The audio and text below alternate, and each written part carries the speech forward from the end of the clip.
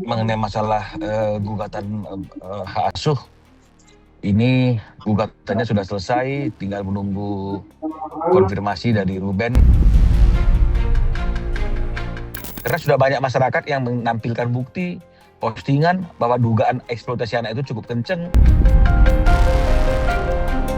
Saja dari awal masalahnya adalah Ruben hanya ingin mendapatkan haknya sebagaimana yang udah disepakati bersama.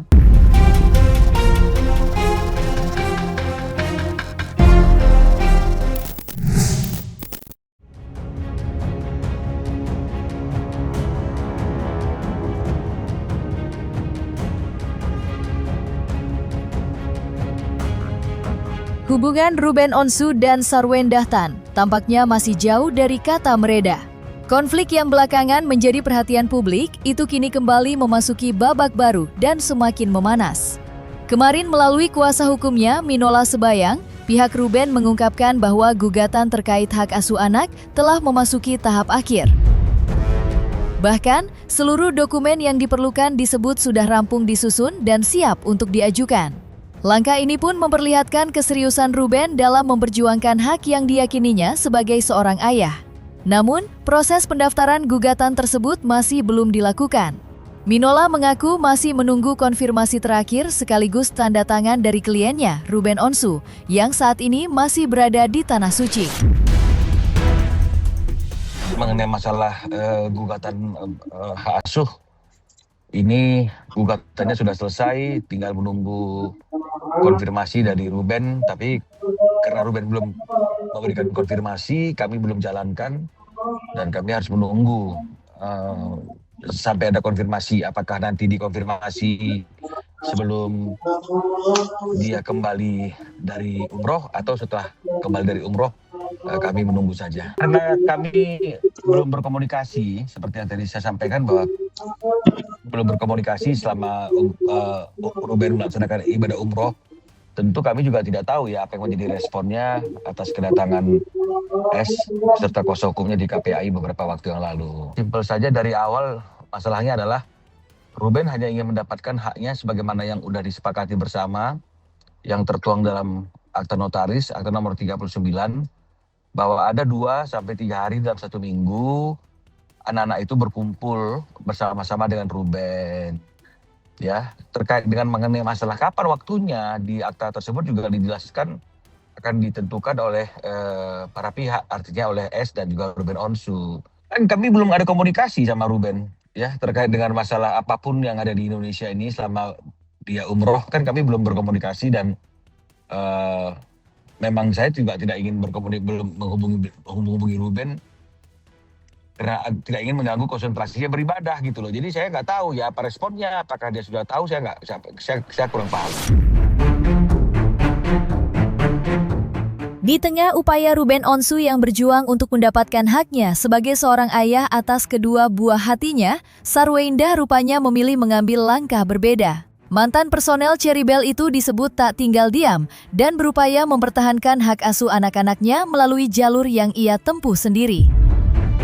Belum lama ini, Sarwenda diketahui telah mendatangi Komisi Perlindungan Anak Indonesia atau KPAI untuk menyampaikan aduan terkait persoalan yang tengah dihadapinya. Sejumlah hal pun menjadi perhatian dalam pengaduan tersebut, termasuk adanya dugaan penundaan pemberian nafkah yang disebut dilakukan oleh pihak Ruben.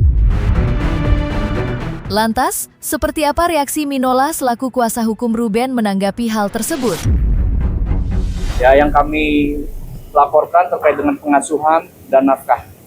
Ya, apa materinya? Semua yang klien kami rasakan dari awal pernikahan sampai dengan saat ini.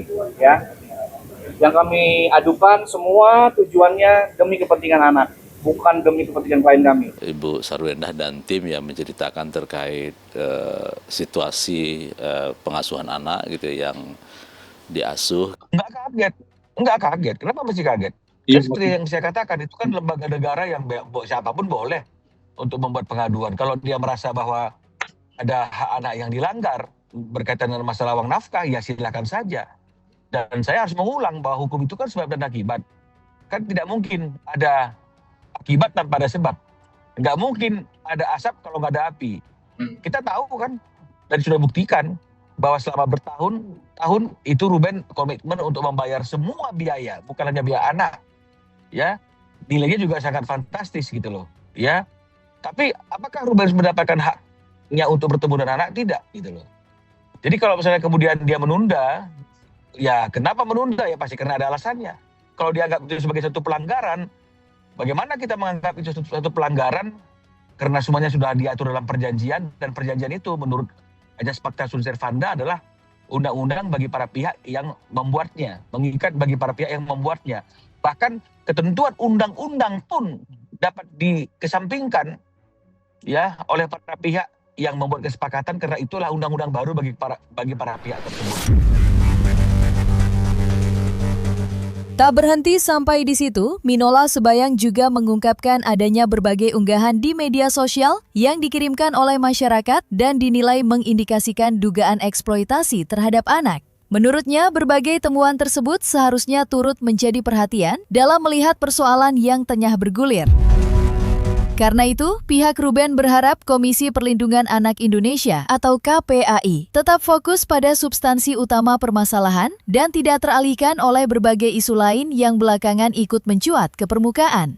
Minola menilai sejumlah persoalan yang ramai diperbincangkan, mulai dari isu terkait KPR hingga debt collector, justru berpotensi mengaburkan inti dari konflik yang sebenarnya. Di tengah polemik yang kian melebar, pihak Ruben pun meminta agar proses penanganan perkara tetap berjalan secara objektif dan berorientasi pada kepentingan terbaik bagi anak-anak.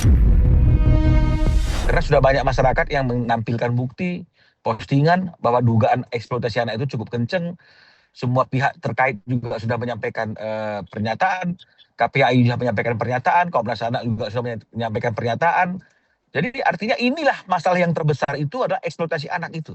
Ini berkaitan dengan masalah anak, hak anak untuk bertemu dengan ayahnya dan juga hak ayah untuk bertemu dengan anaknya, dan tentu karena sekarang kita sudah ke KPAI membawa masalah dugaan adanya eksploitasi terhadap anak, ya ini juga akan menjadi satu pokok pembahasan yang menjadi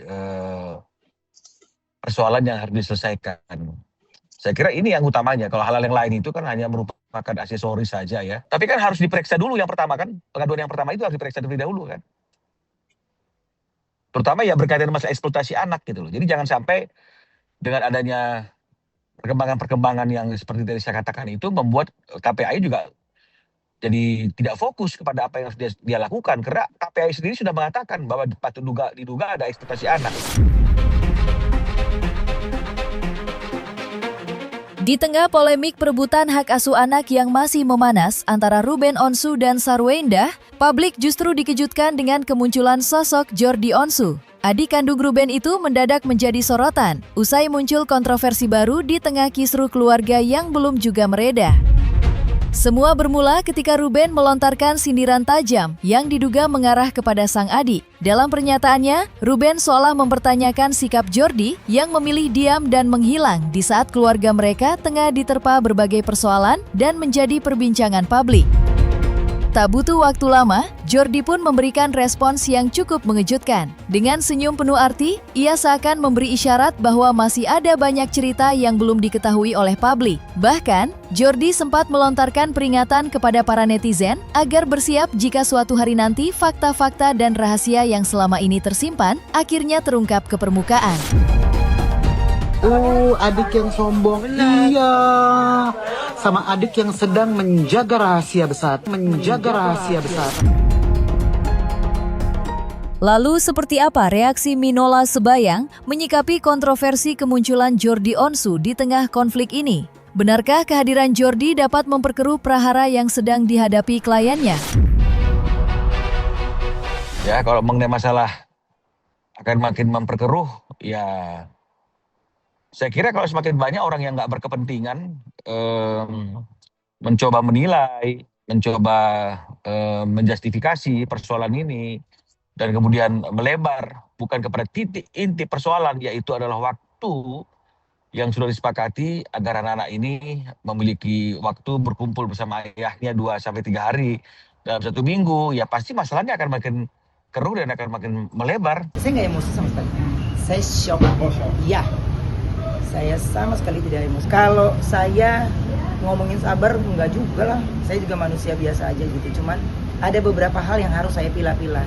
Dan saya nggak tahu apakah ini adalah satu strategi untuk membuat masyarakat atau membuat kita jadi lupa terhadap masalah utamanya, sehingga kita disibukkan dengan masalah-masalah yang lain yang baru ditimbulkan. Ya saya nggak tahu juga, tapi yang pasti kami tetap konsisten, tapi kami tidak pernah terpancing untuk mau menanggapi, mau membahas secara mendalam hal-hal yang menyimpang dari masalah pokoknya. Silakan saja mereka misalnya mau melebar ke sana, melebar ke sini, ya, tapi kami tetap bicara tentang hak anak untuk bertemu dengan ayahnya dan hak ayah untuk bertemu dengan anaknya. Pasti kita pengen ekspresi. Mengedepankan estetika. Kan dokter sampaikan. Jelas tadi mendengarkan.